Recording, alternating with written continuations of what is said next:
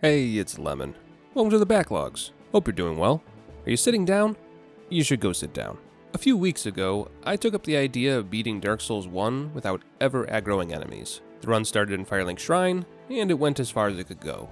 The rules were simple. If an enemy enters a hostile state and begins attacking you, it counts as aggro. If an enemy aggroes, you reset to the last bonfire you rested at. And after that, you slowly push forward. Slowly. Gently. Painfully.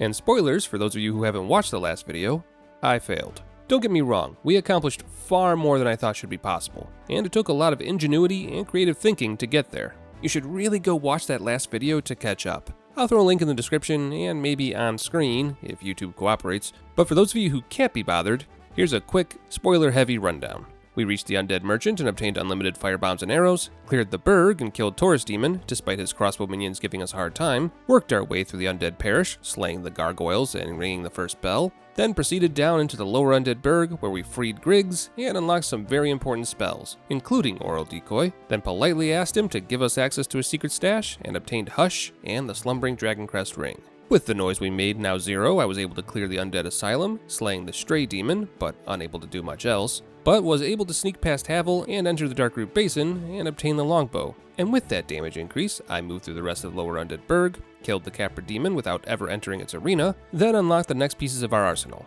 Unlimited Alluring Skulls, Dung Pies, and Poison Arrows. With Poo in hand, I smeared it on every other enemy in the depths, unlocking plus 10 weapons, as well as Pyromancy. All hail the Charcoal Throne. And with the Gaping Dragon killed, I started to run into problems everywhere else, so out of desperation I entered the Catacombs. And because Dark Souls is a fickle god that enjoys the suffering of its players, it gave me the one item that could save the run, a Skull Lantern, which I immediately traded for a Ring of Fog at Snuggly. And this changed everything. I was able to navigate the Catacombs and kill Pinwheel, even going so far as to reach the Golden Fog Wall in the Tomb of Giants, slew my way through the Darkroot Forest to collect my Pride and Joy and kill the Moonlight Butterfly, continued deeper into the forest to kill Sif, snuck my way through Blighttown's back door, killing Quelaag with Zero Issue, as well as her brother, Ceaseless Discharge, and was able to reach the Golden Fog Wall down in Demon Ruins as well. And after all of that, and more, the run finally came to a halt at Sens Fortress, thwarted by the Firebomb Golem, who can see you no matter how invisible or quiet you are. Oh sure, we collected several other milestones that dramatically improved my build, or were just cool to say were possible, but ultimately, this is where the run ended. And I really did think this was the end. In fact, in my hubris, I offered anyone in the community who could prove otherwise a Steam game of their choice, one for every boss they could reach that I could not. And in less than 24 hours, I was proven wrong. And then I was proven wrong again. And again. And again. And 3 days later, fucking 3 days later, it was over. So, without further ado, let's continue our adventure. To the end this time. This is how to beat Dark Souls 1 without aggroing any enemies. Full stop. But first, I have a question for you. Have you heard of War Thunder?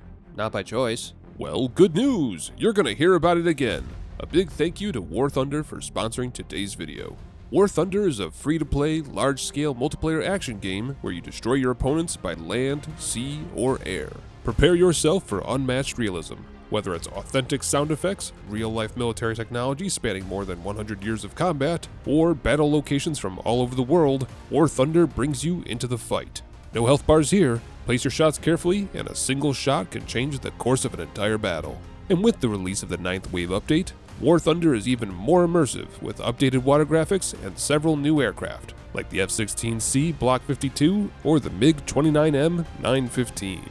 If that sounds good to you, download the game today using my link in the description or pinned comment down below. Available on PC, PlayStation, and Xbox. And if you're a new player or haven't played in 6 months or more, you'll receive a special bonus package of 100,000 Silver Lions, an Eagle of Valor decoration, boosts, and so much more. Don't have a console? No problem. Try War Thunder Mobile, where you can engage in epic vehicle battles against players from all over the world on the go. Free now on iOS and Android. Alright, so now that my Steam wallet has somewhat recovered, let's get into it. First off, the footage you'll see today is mostly my own. Every community member who helped me sent their own footage as proof, but it varied in quality and I had to check their work anyway, so we'll mostly just be using mine today. That said, full credit to the community members who solved each portion will be given as we go along. And second, there were so many comments on the last video claiming that you could beat the tutorial without aggro. Just kill the Asylum Demon with firebombs to your fists, right? Well, sure, if you want the Great Hammer. Because you all forget, the door isn't unlocked. You need the key. A key that only Oscar can give you, and there's only one way to reach Oscar at the start of the game. And that way immediately forfeits the run. So while it was a nice try, no, I will not be handing out hundreds of Steam games to the comment section. Better luck next time. Anyway, before we get going, let's discuss the build. We've got the red Tearstone ring, the slumbering Dragon Crest ring, the Ring of Fog, a +10 black bow of Ferris, and the Dragon Torso stone. At this particular point in time, I completely blanked that I left the Dragon Bro Covenant, which means my Dragon Shout is only giving me a 25% damage boost instead of 30, but don't worry, I'll realize that later. And here, right here, was the final stop of the run as of last video. All thanks to our good friend the Giant up there. But you might notice something. He hasn't started throwing bombs, which means he's not actually aggro. And he won't aggro until you go to about this point here. However, stick to the right when you exit the doorway, and he simply stands there, waiting. Now, there's no way to shoot him from the right-hand side, unless you use your mouse, aim down, and then quickly aim back up. And for reasons beyond my comprehension, that's it. That's all it takes. Dark Souls decides that your ability to aim up has increased by an insignificant amount, and you can now pepper the giant with arrows. Personally, I went with poison arrows, because it's a long way to the bottom of the giant's health bar, and every little bit helps. But as you can see, the giant continues to remain unaggroed, his health bar continues to drop, and just like that, the firebomb giant of Sens Fortress is dead. While I freak out a bit and celebrate, a big shout out to Fern for discovering this one. I haven't used a keyboard and mouse since my very first run of Dark Souls back in 2011, so I didn't even think about using it here. But as was the case back in my Pikmin 1 run as well, not all controllers are made equal. Now, before anyone gets upset because they refuse to touch their mouse and keyboard while playing Dark Souls, there is another way to do it. Allegedly. I wasn't able to replicate it myself because it's just so awful, but as shown by Corn Air here, the controller crowd can shoot the giant. It just requires you to jump onto this ledge here, jump over to the other ledge, carefully make your way down to the crossbow sniper location, and then shoot it from there. Doable? Yes. But preferable? No. Anyway, back to the run at hand.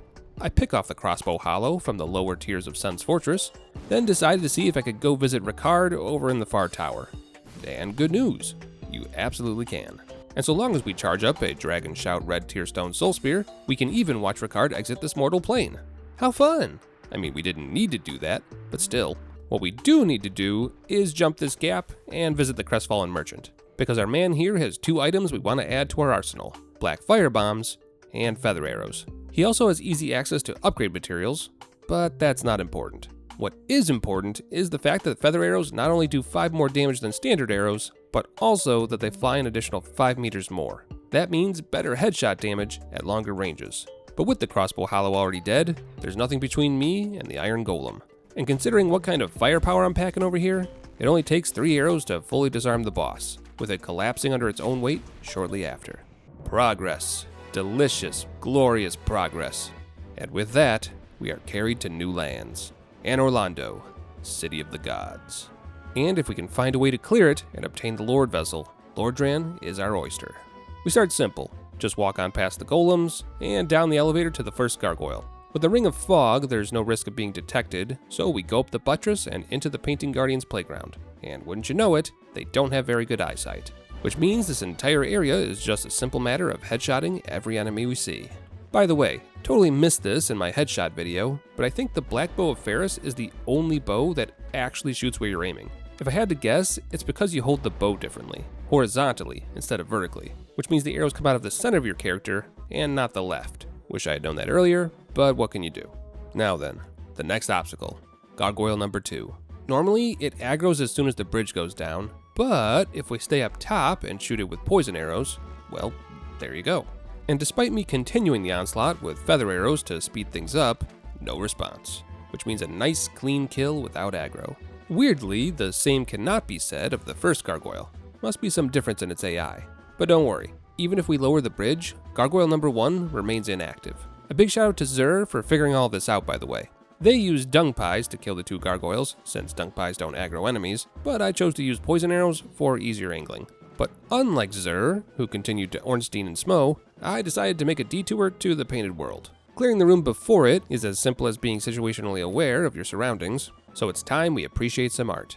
Because as you'll recall from the last video, we were able to get the doll towards the end of our journey. And while credit to solving the Painted World goes to Andronako, they went about things in a really slow and painful way that required killing way more enemies than necessary. So allow me to show you an easier method. First, we clear all the hollows leading up to the upper floors. There is a hollow hiding off to the left, but if you slice the pie, you can easily shoot him in the left arm and get him out of the way. Then it's just a bit of cleanup on the stairs, courtesy of the Black Bow of Ferris, with a bit more cleanup on the leftmost stairs as well, just in case they decide to get any ideas, followed by more pie given to the bloatheads further up the way. Fun little discovery, Dark Souls is inconsistent with some of its logic. Bloatheads are supposed to not spew toxic gas if you kill them with a fire weapon, but apparently, FromSoft doesn't think fire arrows are a fire weapon. Cool. One more piece of pie to the hollow hanging out inside the house, and an arrow to the chest for our boy Glenn over there. And here is where we can simplify things for ourselves. Instead of trying to work our way through the bloathead house, what if we just jumped? Probably should have used fall control, but hey, all's well that ends well. Now before anyone mentions it, yes, Phalanx does pop off the statue they're guarding when you get too close. But this is just a trigger response. As you can see here, none of them are actually aggroed. And if I sneak my way along the wall past them, they never do. You'll love to see it. Worried about getting caught by them later? Don't be. They can all be toxic without aggro. Easy game for babies. With Phalanx dealt with, it's time for what you're all worried about, the Bone Zone. But a good chunk of you have forgotten a very important fact. Not only can we take the front entrance down instead of trying to navigate the tight corridors beneath the well, but because we have the slumbering Dragon Crest ring, the water trap below the ladder is completely moot. No splish splash, no angry bone whales. Which means it's just a matter of lining up your shots, taking off the slumbering Dragon Crest ring and replacing it with the red Tearstone ring, then taking out all of the bone wheels.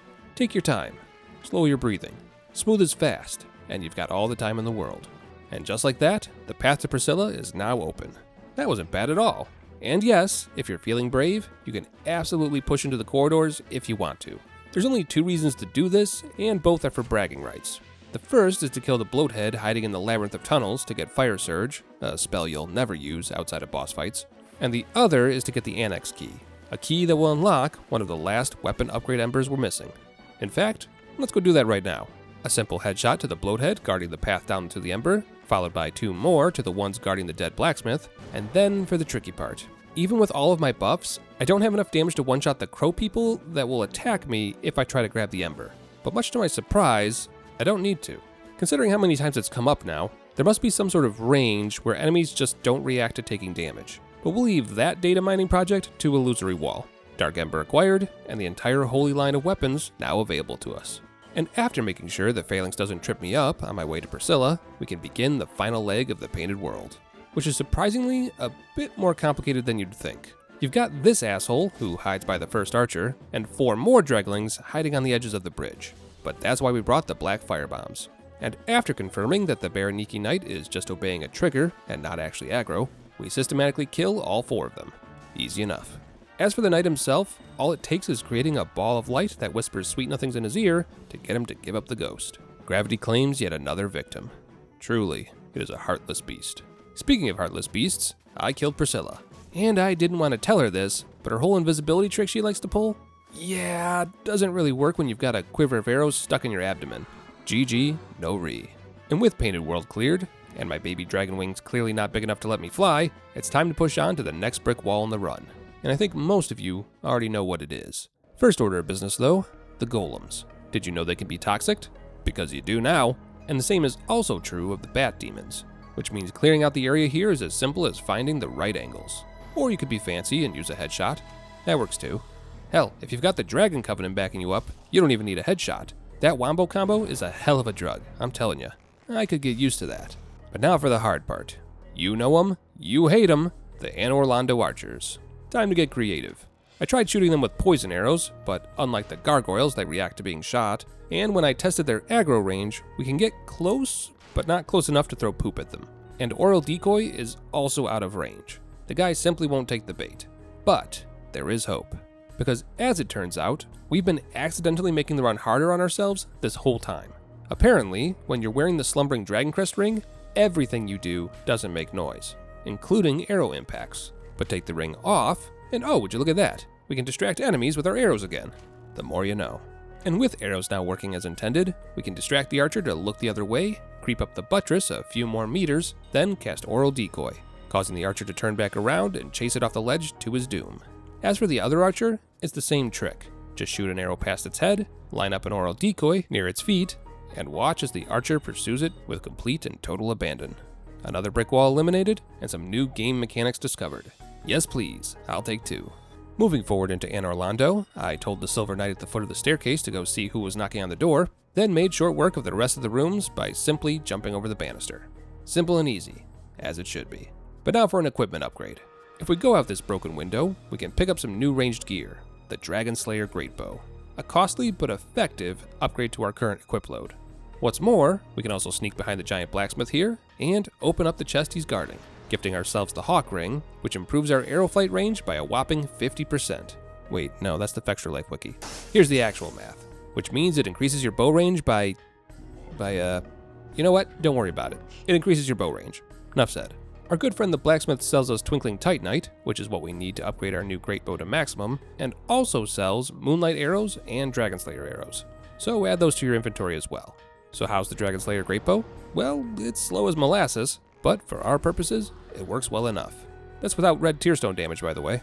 The reality is, while this bow doesn't have the same range as Ferris's black bow, it does 150 more damage on average, which means it might be more effective than the black bow even if its damage starts dropping because it's shooting too far. At this point in the run, I realized I wasn't in the Dragon Covenant anymore, so I fixed that real quick, and to make doubly sure my sins were forgiven, I pumped that dragon so full of scales that it told me I did a good job. Sometimes you just need to hear that, you know? Anyway, now that our potential damage is back to maximum, let's get out of here. Much like their smaller brethren, the golems guarding Ornstein and Smo can be toxic, so there's no worries there, which means the only thing standing between me and the Lord Vessel is Ornstein and Smo. Oh yeah, dragon form sucks when it comes to defense. Well, I have a solution for that. Just gotta toxic our boy Havel real quick, and there we go. That's the Havel ring acquired, which means I can actually wear armor that isn't made of cotton now. Though if I'm being honest, I don't know why I bothered. I just ended up going with a glass cannon build anyway. I just can't help it. If you tell me I can get big numbers, I'm gonna want those big numbers every time. At least I look stylish while doing it, I guess. And after dispelling Gwendolyn's illusion by casting Headshot, we are now in Dark Anor Londo, which means easy access to Gwendolyn and no need to go back to the catacombs to acquire that ring. But for those of you who would never hurt the pretty lady, even if she is a catfish, good news. Community member Mollusk found a way to get the ring. All things considered, it doesn't take much. Just some clever navigation and distractions. But whether you take my way or Mollusk's, it's good to know you've got options. And with Gwendolyn dead, that's all of Anor Londo complete. And with the Lord Vessel put on his altar, we can now warp around the world and dispel the Golden Fog Gates, some of which we've already reached. Let's go make some noise. Starting with the Tomb of the Giants, which was also solved by Fern. And the first enemies in our way are the Bone Pillars. But luckily for us, these are strangely easy to avoid. You can't avoid triggering them, as they will come out of the ground when you reach a specific point, but much like the skeletons, they only aggro to you if you're within a certain distance of them. And you can tell they're not aggro if the tower itself is not moving towards you. So this tower here, aggroed. Restart. But if you're quick and only lightly touch their trigger range before sprinting back around the corner, you can slowly come back around to confirm that the tower is, in fact, not aggro. And once you've done that, it's as simple as giving the tower a shot with your great bow. That's not even with the red tearstone ring equipped. The next few enemies, however, require a bit more precision. We can take out the bone tower at the end early, as well as the giant skeletons guarding it. And yes, I did say skeletons plural. You have to stand quite a ways back, but you can just barely shoot the sword skeleton as well, which just leaves the bone tower trap. The solution? The same as it's been for most of the skeleton enemies in this game. Just run past. You'd think they'd be a bit more aggressive, but it seems that these two are programmed to be more focused on the area between them. And unless my eyes are going completely wonky on me, that looks like neither tower is aggro. Which means all that's left is to take out the trash and move on forward. On to Pinwheel's Funhouse. This room confused me for a hot minute. Not because killing the pinwheels ahead of time is difficult, but because I've never seen the baby skeletons that spawn in before. Or rather, I've seen them, but I don't know how they work. At first, I thought they were triggering and aggroing to me immediately. But after resetting the room to double check, it appears that the baby skeletons just spawn in regardless. Maybe it's based on the number of pinwheels in the room, or maybe my arrows are triggering them. Either way though, we have nothing to fear, because despite them spawning in, they're not actually aggressive. They're just on patrol. Once they get to the water, they spread out in random directions. What strange behavior. Even stranger, I reset the area again to triple check what was going on, and after killing the pinwheels, they just didn't spawn, which I obviously took full advantage of. But then, as if to spite me, they spawned in again as I reached the fog wall. Still not aggroed to my presence, but I just wish I understood what was spawning them. Is it the bones? I did run into a few, so maybe the noise from that is spawning them or something. I'm sure someone in the comments will have the answer. But just to make myself feel better, let's make sure the babies never learn how to aggro, yeah? And after casting Fall Control and making sure I've got the Ring of Fog and Red Tearstone Ring equipped, I have the easiest Needle fight I've ever had in my entire life. He really needs those skeleton minions to even be remotely challenging, huh? But because we've got the Ring of Fog on, they never even leave their starting positions. That's a clean kill on Nito, and one of the Lord Souls collected. On to the Demon Ruins. If I'm being honest, this whole segment, from the Demon Ruins to Lost Izalith, was a walk in the park. The only thing preventing me from completing it was the Golden Fog Wall. But I'm a man of my word, so community member Guy in a Suit collected a quick and easy 3 bosses with this segment. The Demon Fire Sage was basically a freebie, so nothing to report there that's different from the last video, and after shooting a few dragon statues with our bow from long range, there's nothing between us and the Centipede Demon either. Who would win, an entire boss gauntlet, or a glass cannon? As if you had to ask. As for the lava run, anyone who's done this run can tell you it's no big deal. The dragon butts don't even notice you, and you can one-shot all of the dragon statues, so... Okay. I could have sworn that these statues are Oh, okay, now they are. What? So, yeah. Apparently, FromSoft decided that differentiating between fake and real statues demons is for the birds, and that all the statues breathe, regardless of if they're actually stone or not. So that statue I just shot? No different than the statue I'm currently standing next to. I mean, there's a vague color difference, but why does it breathe? Oh well. Lost Izalith shall and will forever be a complete hack job of an area. I should really try playing some of those lore mods that people make for Dark Souls. Surely at least one of them fixes this area. But with the statue forest complete and the Chaos Eater destroyed with a simple soul spear, all that remains in my way is the Chaos Witch. A simple task for my glass cannon. God, I love how busted this game can be. And with that done, that's another Lord Soul collected. 2 more to go. Considering our options are either attacking New Londo or the Duke's Archives, let's head on over to Seath. Proven to be possible by 2 community members, Human Jen and Fern, I was able to simplify some of their methods a little bit. So let's get into it. But first, a dilemma. The pigs can't be killed with poop, which I find highly unusual, and they've got just a bit too much health for a soul spear. And I've got a solution that I know will work, but I just need to get a bit closer. And that's one thing I just can't get. But what if we could? What if instead of struggling against the war pig, we just crept around the right-hand side of the Forest Covenants area until we fell down onto this bridge here, went down the nearby ladder, and then took pot shots at the Hydra. Oh, would you look at that, you can shoot the Hydra. In fact, you can shoot the Hydra without the Hawk Ring. This is just me shooting it without a proper build. You do have to aim for its necks, since you won't get good damage otherwise, but you can, in fact, kill the Hydra without it ever aggroing to your presence. Which means we've not only unlocked the Dust Crown Ring, giving me 50% more spellcast than before, but we can also one-shot the Golden Golem that now spawns in the back of Darkroot Basin, and in turn, summon Dusk of Ulasil. Why would we do all of that? Simple. We want the Hidden Body spell. And while I know we've already got a ring that does the same thing, that's not quite true. While I can't find any numbers about it online, there is an effective difference between the Ring of Fog and the Hidden Body spell. Because Hidden Body, as you'll see here, is a stronger version of the Ring of Fog. The trade-off makes sense. Ring of Fog's invisibility effect lasts until you take off the ring, so it's weaker than Hidden Body. But now that we have access to it, we can get closer to the War Pig, and a single beefed-up fireball is enough to take it down. And the same is true of its brother down the hall. Something tells me that having access to the spell just opened a lot of doors. However, we're not in the clear yet, because we've just run into the next brick wall, the Channelers. This channeler in particular has been eating his Wheaties every day for a year, because he can see me from all the way across the map, and begins dancing and soul arrowing as soon as the elevator reaches the top. But what about with Hidden Body? Is this a smell thing, or a vision thing? Aha! Should have guessed, it's a vision thing. You know, because of the 6 eyes. Regardless, all we need to do is send a Dragon Slayer arrow downrange, and that's all she wrote. Which means now all we have to do is kill the Crystal Soldiers. A very simple task, all things considered. The only thing worth noting about this room is that the Crystal Soldiers will go investigate any comrades of theirs that die. I don't think it actually matters, but just keep that in mind. could be important later. And with the last crystal soldier lured out of his corner with an alluring skull, we can dub this room cleared and move on to the next area. But first, we need to pick something up real quick. If we throw an alluring skull down the center aisle and remove the crystal soldier guarding it, we can send a great arrow into the torso of the blue crystal golem. And oh, would you look at that? The DLC is now on the menu.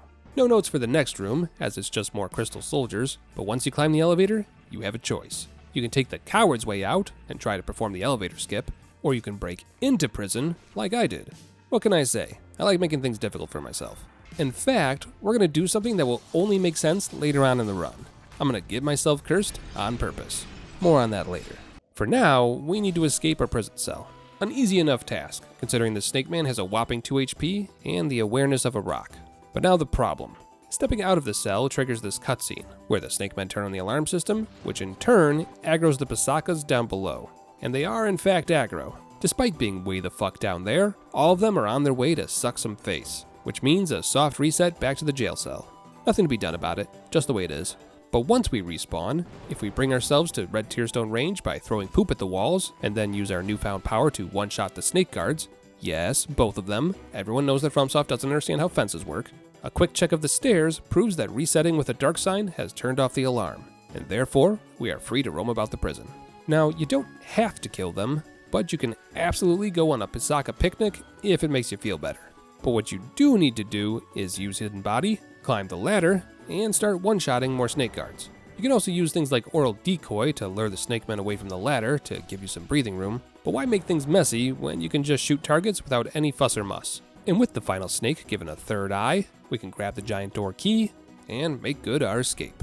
Now for the rest of the archives. Throw an alluring skull here to lure out the sneaky crystal soldier that's lying in wait on the right, then shoot him in the back for the ultimate irony, and then just use all the other techniques we've been slowly cultivating to distract and defeat the remaining soldiers leading up to the archives proper.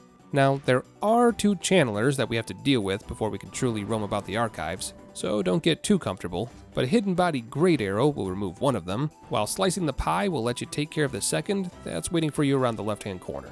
And with them out of the way, the rest of the enemies are easy targets, just standing there waiting to be shot. And for the few that are out of sight, simply lure them away from their hidey holes, and you'll be able to take them out with ease. No problems whatsoever. Well, aside from one. See this archer? He's guarding the stair lever that we need to pull, and he's too high up to shoot. We can't hit him from the sides of the room, so no dice there, and simply running up the stairs is also a no-go. What to do? Oh, I know. Let's just throw an alluring skull at the wall below him. And if we're quick about it, we'll have just enough time to give a dragon shout, take aim at him from the halfway point of the stairs, and shoot him in the back while he's distracted. And with him out of the way, there's really nothing else stopping us from pushing through the map like normal. The archer waiting by the ladder can't see us with the ring of fog, so the shortcut is now unlocked, and we can even grab the crystal ember, rounding out our elemental collection even more. There is a sneaky soldier waiting by the stairs here that you'll need to shoot from up above, but after that it's smooth sailing until the crystal cave. The blue crystal golem guarding the first pathway is no issue whatsoever, but the golden golems, they're gonna be a bit tricky. At least, I thought they would be, but the one down below doesn't even know you exist, and the one up above can be easily fooled into checking out the bottom of the crystal caves with 2 oral decoys. Just lure it slightly towards you, then pick your favorite ledge. Now there is a crystal lizard that sits right where you drop down, which is a really dumb placement even for a normal playthrough, all things considered. But we can scare it off by using a bunch of oral decoys on the floor here, and a couple on the landing just below for safe measure. Then we just pop on down, double check that there's no scattering crystal lizards, and we can move on to the last obstacle before Seath. Unaffected by both oral decoy and alluring skulls, the solution is, naturally, to just walk on past them. The only one that could be a problem is the one guarding the entrance to the arena, and that problem can be solved with a single cast of Soul Spear. And there you go. Seath the Scaleless, killed without aggroing any enemies on the way. 3 down, 1 to go. But before we try to prove the impossible and clear New Londo, let's test our mettle in the DLC instead. All 4 bosses of which were solved by Fern. Again, I thought this channel was about playing games from the backlogs, not creating them. Sheesh. Be that as it may, we've got a DLC to clear, starting with the Royal Wood. And I'm gonna be honest with you, this entire area is basically a freebie. The gardeners are more or less blind, so long as you're wearing the Ring of Fog, and the stone golems don't go anywhere near the edges of the map. So as long as you hug the walls, you're golden. Cool new thing I learned about this area now that I've actually taken my time getting through it. The stone golems in the next section are always on patrol. In fact, they even stop at this point in particular, and have a unique animation where they protect their eyes from the sun to try and get a better look at their surroundings. Very cool. Never seen that before. Oh, hey Calamite. Guess bosses really are the only ones who can see me, huh? Don't worry, Father. I'll be with you shortly. And after waiting to make sure the patrolling golems are too far away to notice me hustling along this path, I clear out the one crystal lizard in my way, followed by any of the gardeners that happen to be standing on my preferred route. Not you, though. You all keep up the good work. After that, it's a simple matter of killing a few more enemies from the shadows, then waiting until the stone golem gets bored of looking at their dead bodies and leashes back to its spawn point, giving us the room we need to reach the elevator, which means we can officially confirm that Artorias is reachable without aggro. It may not have been a clean kill, but a win is a win, and we take what we can get. Victory achieved! But don't get too excited just yet. We've got to clear the Ulasil township now, and the bloatheads don't seem to be interested in oral decoys or alluring skulls. But you know what they are interested in? Noise. And wouldn't you know it, I've got a weapon that makes all sorts of fun noises. Oh shit, is that what I think it is? Wow, a bloathead helmet. What is up with the luck of this run? The next portion of the city isn't very difficult, since all of the bloatheads are out in the open and very easy to headshot, and unlike the channelers, it looks like the bloathead sorceress is just as blind as their minion counterparts. There is one bloathead hiding inside this broken building here that you'll need to take care of, but shooting an arrow to get them to turn around is enough to give you the angle you need. The next obstacle can be easily shot ahead of time if you step onto this ledge here, though now that I think about it, I probably could have just fall controlled my way down from this ledge to the next section. Ah well.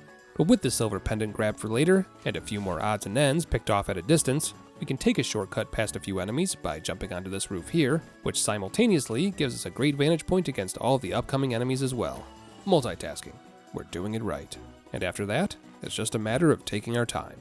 There are several enemies hiding around corners and in the rafters in this upcoming building, so it's vital that you go slow and keep your head on a swivel. We've got this bloathead up here, waiting to jump down when you approach the stairs, so make sure you take care of him. And who could forget Pointing Patrick over there? We'll need what's inside that mimic later, so let's just make sure he isn't a problem when we get there.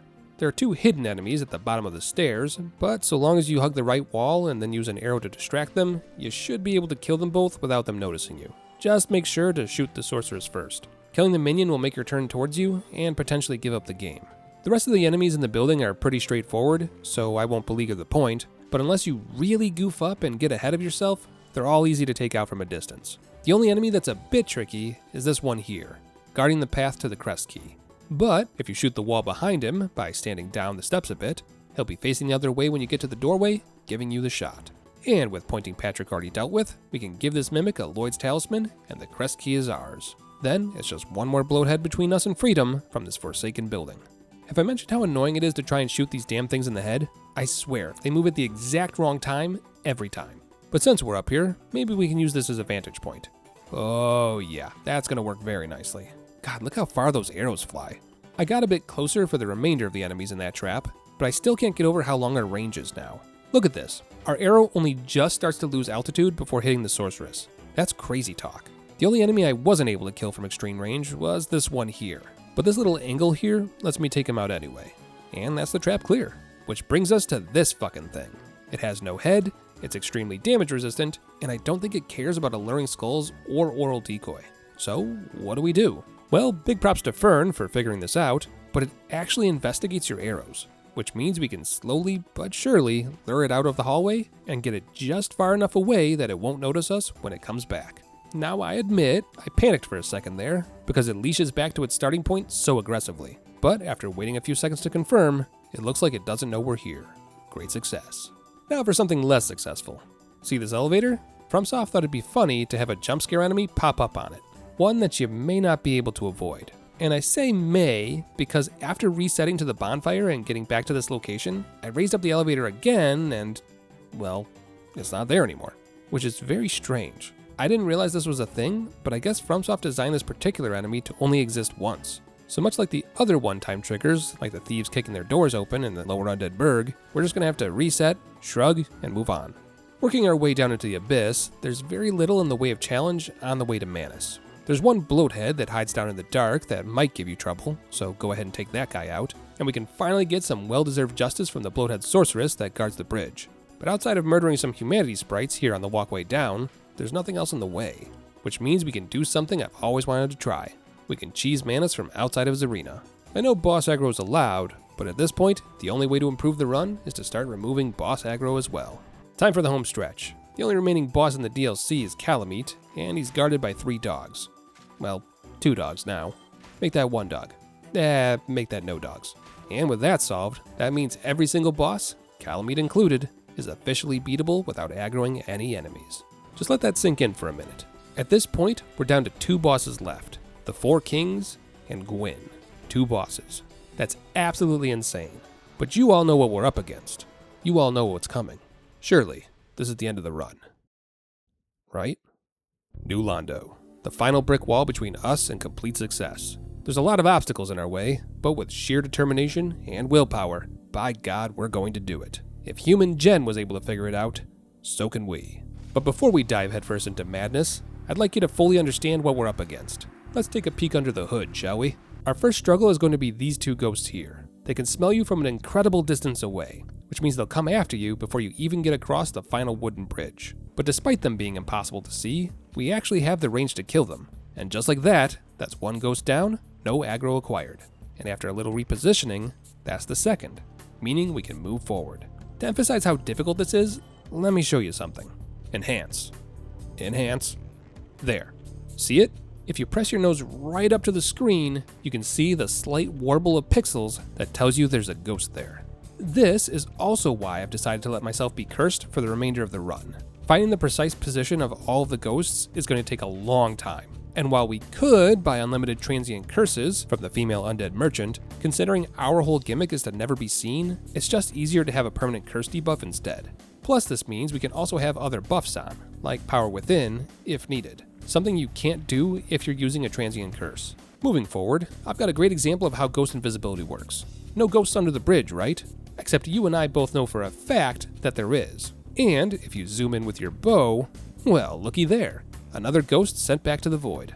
But now for something devious. This next batch of ghosts brings up a new problem. How do we kill ghosts that are lurking under our feet without triggering them? Because we have 2 to deal with here, and an additional 3 hiding in the floor over here.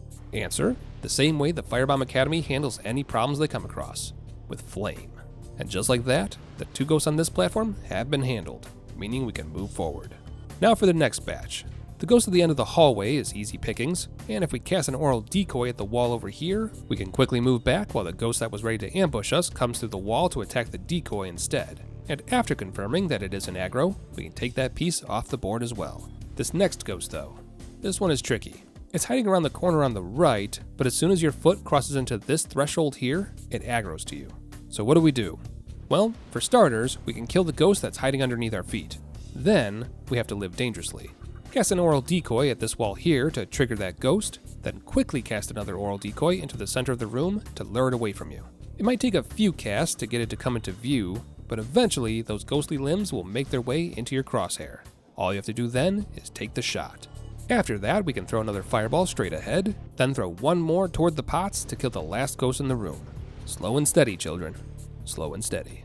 In the next room, we have a wall ghost guarding the parrying dagger, a ghost mom and a baby in the corner that I don't think I've ever noticed before, and another ghost in the floor guarding the way out. Nothing we can't handle. That's the floor ghost dead, the wall ghost taken care of in case you want the parrying dagger as a keepsake, and a quick 2-for-1. Because while I've never seen this ghost leave its post, this would be the one time that it did just to spite me. Forward unto dawn. We kick down the ladder, make sure the ghost on top of the platform doesn't get in my way, use our new vantage point to snipe another ghost that's lying in wait below the aqueduct, hidden from view but still deadly, then consult the scrolls, because the next push we have to make is through the ghost house. And this thing is a nightmare on a normal run, let alone trying to do it with no aggro. Alright, let's count them up.